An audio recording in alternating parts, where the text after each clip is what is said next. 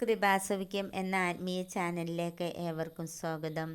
ഇന്ന് നമുക്ക് വിശുദ്ധ മത്തായിയുടെ സുവിശേഷം 5-ാം അധ്യായം 43 മുതൽ 48 വരെയുള്ള തിരുവചന ഭാഗങ്ങൾ 3 പ്രാവശ്യം വായിച്ച് ധ്യാനിച്ച് പ്രാർത്ഥിക്കാം. ശത്രുക്കളെ സ്നേഹിക്കുക. അയൽക്കാരനെ സ്നേഹിക്കുക, ശത്രുവിനെ ദ്വേഷിക്കുക എന്ന് പറഞ്ഞിട്ടുള്ളത് നിങ്ങൾ കേട്ടിട്ടുണ്ടല്ലോ. എന്നാൽ ഞാൻ നിങ്ങളോട് പറയുന്നു, ശത്രുക്കളെ സ്നേഹിക്കുവിൻ, നിങ്ങളെ പീഡിപ്പിക്കുന്നവർക്ക് വേണ്ടി പ്രാർത്ഥിക്കുവിൻ. അങ്ങനെ നിങ്ങൾ നിങ്ങളുടെ സ്വർഗസ്ഥനായ പിതാവിൻ്റെ മക്കളായിത്തീരും. അവിടുന്ന് ശിഷ്ടരുടെയും ദുഷ്ടരുടെയും മേൽ സൂര്യനെ ഉദിപ്പിക്കുകയും നീതിമാന്മാരുടെയും നീതിരഹിതരുടെയും മേൽ മഴ പെയ്യിക്കുകയും ചെയ്യുന്നു. നിങ്ങളെ സ്നേഹിക്കുന്നവരെ നിങ്ങൾ സ്നേഹിച്ചാൽ നിങ്ങൾക്ക് എന്ത് പ്രതിഫലമാണ് ലഭിക്കുക?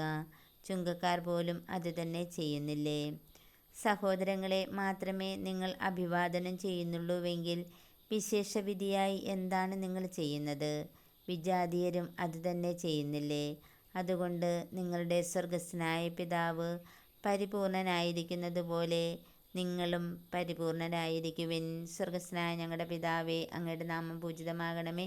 അങ്ങയുടെ രാജ്യം വരണമേ. അങ്ങയുടെ തിരുമനസ്സ് സ്വർഗത്തിലെ പോലെ ഭൂമിയിലുമാകണമേ. അന്നന്ന് വേണ്ട ആഹാരം ഇന്ന് ഞങ്ങൾക്ക് തരണമേ. ഞങ്ങളോട് തെറ്റ് ചെയ്തവരോട് ഞങ്ങൾ ക്ഷമിച്ചിരിക്കുന്ന പോലെ ഞങ്ങളുടെ തെറ്റുകൾ ഞങ്ങളോട് ക്ഷമിക്കണമേ. ഞങ്ങളെ പ്രലോഭനത്തിൽ ഉൾപ്പെടുത്തരുതേ, തിന്മയിൽ നിന്ന് ഞങ്ങളെ രക്ഷിച്ചു കൊള്ളണമേ. നന്മ നിറഞ്ഞ മറിയമേ, സുസ്ഥി, കർത്താവ് അങ്ങയുടെ കൂടെ സ്ത്രീകളിൽ അങ്ങ് അനുഗ്രഹിക്കപ്പെട്ടവളാകുന്നു. അങ്ങയുടെ ഉദരത്തിൻ ഫലമായി ഈശോ അനുഗ്രഹിക്കപ്പെട്ടവനാകുന്നു. പരിശുദ്ധ മറിയമേ, തമ്പുരാൻ്റെ അമ്മേ, പാപികളായ ഞങ്ങൾക്ക് വേണ്ടി ഇപ്പോഴും ഞങ്ങളുടെ മരണസമയത്തും തമ്പുരാനോട് അപേക്ഷിച്ചു കൊള്ളണമേ.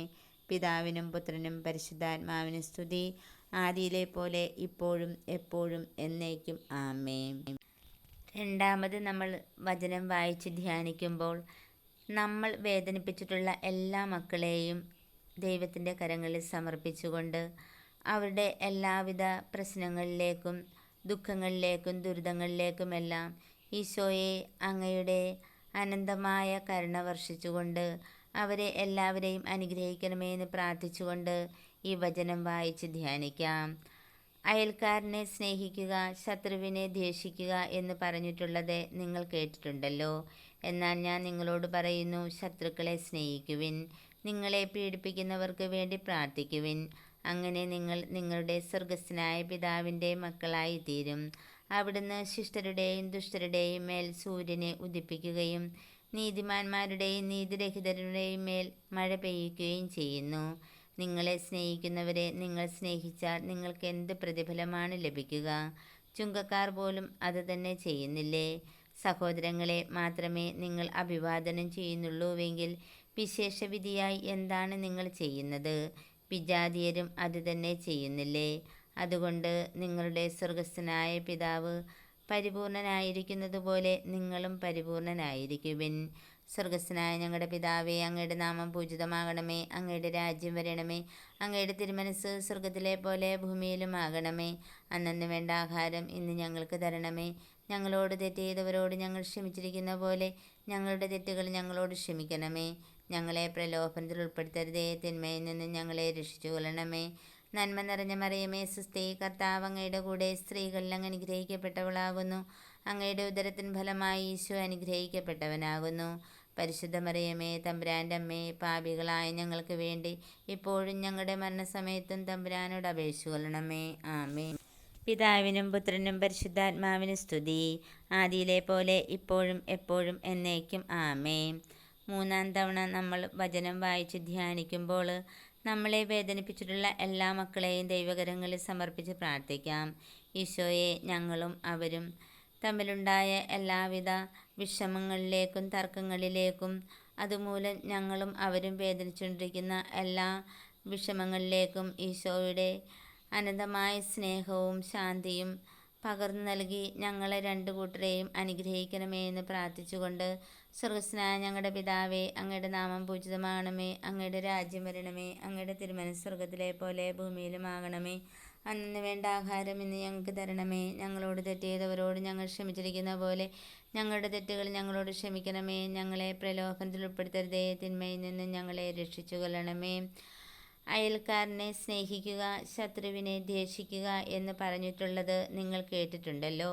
എന്നാൽ ഞാൻ നിങ്ങളോട് പറയുന്നു, ശത്രുക്കളെ സ്നേഹിക്കുവിൻ, നിങ്ങളെ പീഡിപ്പിക്കുന്നവർക്ക് വേണ്ടി പ്രാർത്ഥിക്കുവിൻ. അങ്ങനെ നിങ്ങൾ നിങ്ങളുടെ സ്വർഗസ്ഥനായ പിതാവിൻ്റെ മക്കളായിത്തീരും.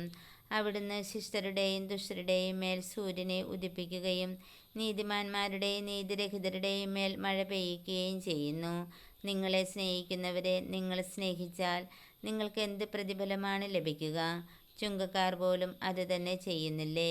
സഹോദരങ്ങളെ മാത്രമേ നിങ്ങൾ അഭിവാദനം ചെയ്യുന്നുള്ളൂവെങ്കിൽ വിശേഷവിധിയായി എന്താണ് നിങ്ങൾ ചെയ്യുന്നത്? വിജാതീയരും അത് തന്നെ ചെയ്യുന്നില്ലേ? അതുകൊണ്ട് നിങ്ങളുടെ സ്വർഗസ്ഥനായ പിതാവ് പരിപൂർണനായിരിക്കുന്നതുപോലെ നിങ്ങളും പരിപൂർണരായിരിക്കുവിൻ. നന്മ നിറഞ്ഞ മറിയമേ സ്വസ്തി, കർത്താവ് അങ്ങയുടെ കൂടെ, സ്ത്രീകളിൽ അങ്ങ് അനുഗ്രഹിക്കപ്പെട്ടവളാകുന്നു. അങ്ങയുടെ ഉദരത്തിൻ ഫലമായി ഈശോ അനുഗ്രഹിക്കപ്പെട്ടവനാകുന്നു. പരിശുദ്ധ മറിയമേ തമ്പുരാൻ്റെ അമ്മേ, പാപികളായ ഞങ്ങൾക്ക് വേണ്ടി ഇപ്പോഴും ഞങ്ങളുടെ മരണസമയത്തും തമ്പുരാനോട് അപേക്ഷിച്ചു കൊള്ളണമേ. പിതാവിനും പുത്രനും പരിശുദ്ധാത്മാവിനും സ്തുതി, ആദിയിലെ പോലെ ഇപ്പോഴും എപ്പോഴും എന്നേക്കും ആമേൻ. ഈ ചാനൽ എല്ലാ മക്കളിലേക്കും എത്തിച്ചേരുന്നതിന് വേണ്ടി ലൈക്കും സബ്സ്ക്രൈബും ചെയ്യണമേ. അടുത്ത വീഡിയോയുമായി വരുന്നത് വരേക്കും എല്ലാവർക്കും യേശുനാമത്തിൽ നന്ദി പറയുന്നു. നന്മ നിറഞ്ഞ മറിയമേ സ്വസ്തി, കർത്താവ് അങ്ങയുടെ കൂടെ, സ്ത്രീകളിൽ അങ്ങ് അനുഗ്രഹിക്കപ്പെട്ടവളാകുന്നു. അങ്ങയുടെ ഉദരത്തിന് ഫലമായി ഈശോ അനുഗ്രഹിക്കപ്പെട്ടവനാകുന്നു. പരിശുദ്ധ മറിയമേ തമ്പുരാൻ്റെ അമ്മേ, പാപികളായ ഞങ്ങൾക്ക് വേണ്ടി ഇപ്പോഴും ഞങ്ങളുടെ മരണസമയത്തും തമ്പുരാനോട് അപേക്ഷിച്ചു കൊള്ളണമേ. പിതാവിനും പുത്രനും പരിശുദ്ധാത്മാവിനും സ്തുതി, ആദിയിലെ പോലെ ഇപ്പോഴും എപ്പോഴും എന്നേക്കും ആമേൻ.